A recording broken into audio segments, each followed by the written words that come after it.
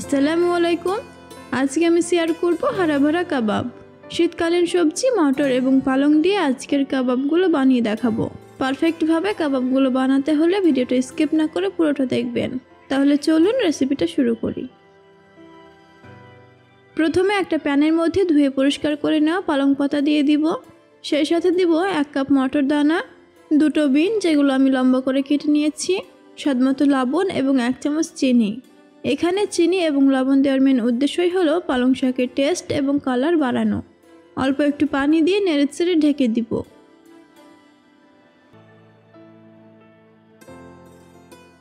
এটা পুরোপুরি সেদ্ধ করার দরকার নেই, হাই ফ্লেমে জাস্ট 5 মিনিট জাল করে নেব।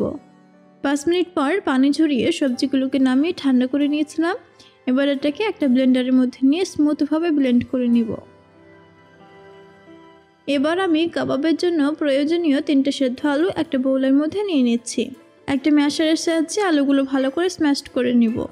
এবার এর মধ্যে অ্যাড করব স্বাদমতো লবণ, লঙ্কা গুঁড়ো, জিরে গুঁড়ো, গোলমরিচ গুঁড়ো, আদা রসুন কুচির পরিবর্তে পেস্ট থাকলে সেটা ইউজ করতে পারেন। ঝাল কম বেশি সেটা আপনার হাতে। এখানে আমি 2টো কাঁচা লঙ্কা কুচি দিয়ে দিব। এবার কিছু সবজি অ্যাড করব, যেমন অল্প পরিমাণে ক্যাপসিকাম কুচি, গাজর কুচি, একটা মিডিয়াম সাইজের পেঁয়াজ কুচি, ধনেপাতা কুচি, 50 গ্রাম ছানা, সেই সাথে বাইন্ডিংয়ের জন্য 2 টেবিল চামচ কর্নফ্লোর। সব কিছু একসঙ্গে খুব ভালো করে মিশিয়ে নিব।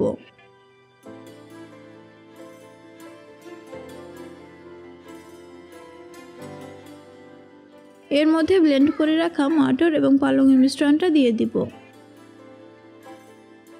আবারও খুব ভালো করে মিশিয়ে নিব। মেশানোর সময় খেয়াল রাখবেন মিশ্রণটা যদি খুব বেশি চটচটে মনে হয় তবে সেক্ষেত্রে আপনি পরিমাণ মতো কর্নফ্লোর ব্যবহার করবেন।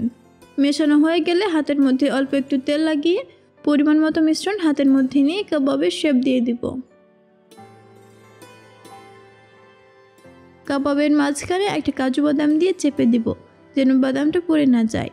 একইভাবে আমি সবগুলো কাবাব বানিয়ে নিয়েছি। প্যানের মধ্যে অল্প একটু তেল দিয়ে দিব। তেলটা একটু গরম হয়ে আসলে এর মধ্যে সব কাবাবগুলো দিয়ে দিব।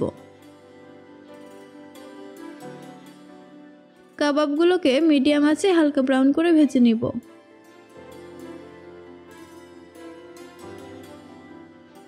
তাহলে দেখতেই পেলেন কত সহজে তৈরি হয়ে গেল হেলদি সেই সাথে টেস্টি হারা ভরা কাবাব। এটা আপনি টমেটো সস অথবা ধনেপাতা চাটনির সঙ্গে পরিবেশন করতে পারেন। এই কাবাবটা খেতে কিন্তু দুর্দান্ত স্বাদের হয়। আপনি অবশ্যই একবার বাসায় ট্রাই করে দেখবেন। এইরকম নিত্য নতুন রেসিপির ভিডিও পেতে চ্যানেলটা সাবস্ক্রাইব করে সঙ্গে থাকবেন। আল্লাহ হাফেজ।